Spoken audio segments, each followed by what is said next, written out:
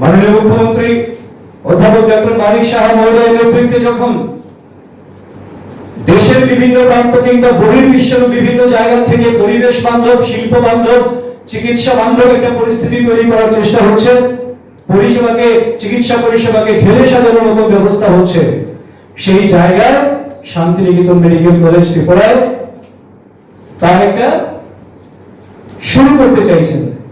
এবং এই যে শুরু করতে চাইছেন, সেখানে রাজ্য সরকার এক বিন্দু জমি দেয়নি, কোন পরিকাঠামো রাজ্য সরকার করে দিচ্ছে না, কোন অর্থ সাহায্য দিচ্ছে না, কোন মানব সম্পদ দিয়ে সাহায্য করছে না।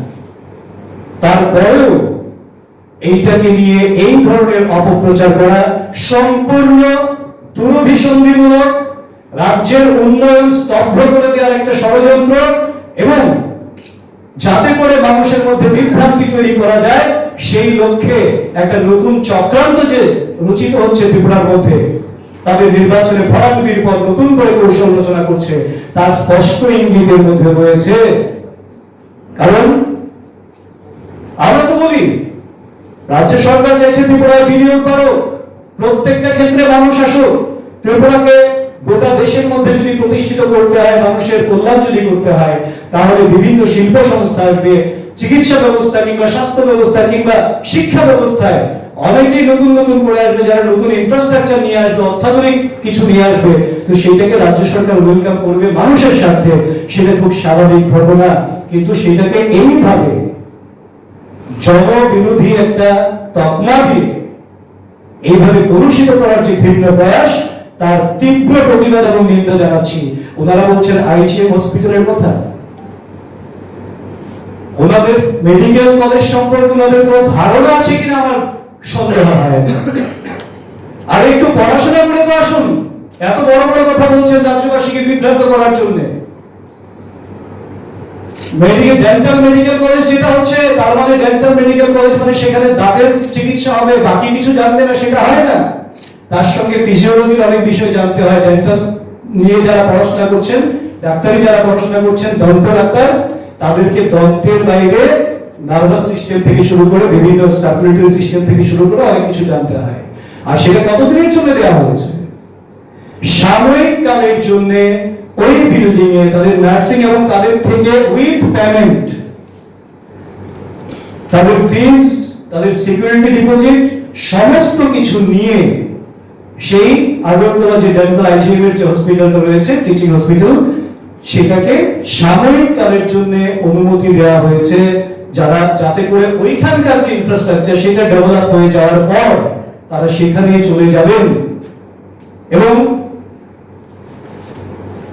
এই জিতেন বাবু আসলে এই যে অভিযোগটা করেছেন, সেটাতে আমার একটা কথা মনে পড়ে গেল। হঠাৎ লোকসভা নির্বাচনের পরে কোন একটা বুথ নিয়ে অভিযোগ করেছিলেন, আপনাদের দৃশ্যে মনে থাকবে, যে ভোটারের চাইতে ভোট কাস্টিং বেশি হয়েছে, যেটা পরবর্তী সময়ে সর্বৈব মিথ্যা বলে প্রমাণিত হয়েছে এবং মুখ বুঝতে হয়েছে ওনাকে লজ্জায়। ভেবেছিলাম লজ্জায় মুখ বুঝেছেন, কিন্তু আসলে যাদের লজ্জা নেই তারা মুখ বুঝবেন কি? তার জন্য নির্লজ্জের মতো মিথ্যার মেশালি করছেন এখন মিডিয়ার সামনে বসে। রাজ্য সরকারের বিরুদ্ধে অভিযোগের তোপ দাগছেন বসে বসে। রাজ্য সরকার নাকি 961টা স্কুল বন্ধ করে দিচ্ছে, অধিকন্তু আগ বাড়িয়ে বলছেন 160টা স্কুল নাকি বন্ধ হওয়ার নোটিশ জারি হয়ে গেছে, যার কোনো বাস্তব ভিত্তি নেই। আমরা দলীয় সূত্রে খবর নিয়ে আমরা যেটা জানতে পেরেছি, সেই ধরনের কোনো নোটিশ জারি হয়নি। কিসের ভিত্তিতে বলছেন সেটাও আপনাদের অবগতির জন্য, রাজ্যবাসীর অবগতির জন্য আপনাদের সামনে রাখছি।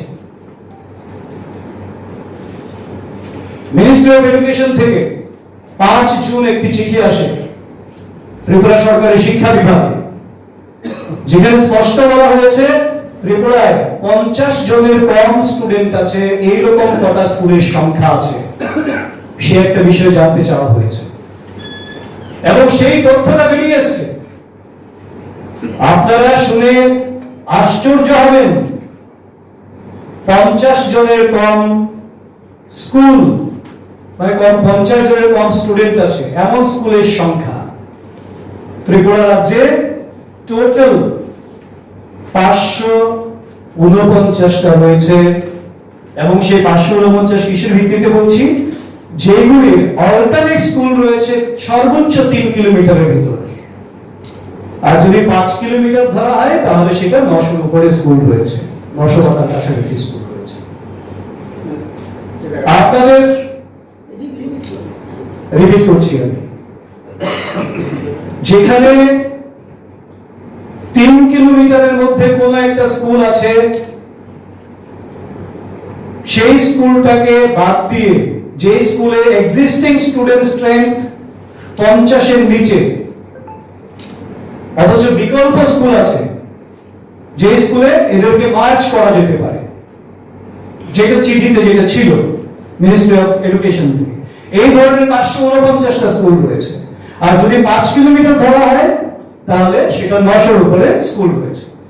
আপনাদের অবগতির জন্য বলি, ওয়েস্ট ত্রিপুরা ডিস্ট্রিক্টে একটা স্কুল রয়েছে যেখানে 0 স্টুডেন্ট, অথচ টিচার আছে। 1 থেকে 10 জন স্টুডেন্ট আছে, এইরকম স্কুলের সংখ্যা 31টা।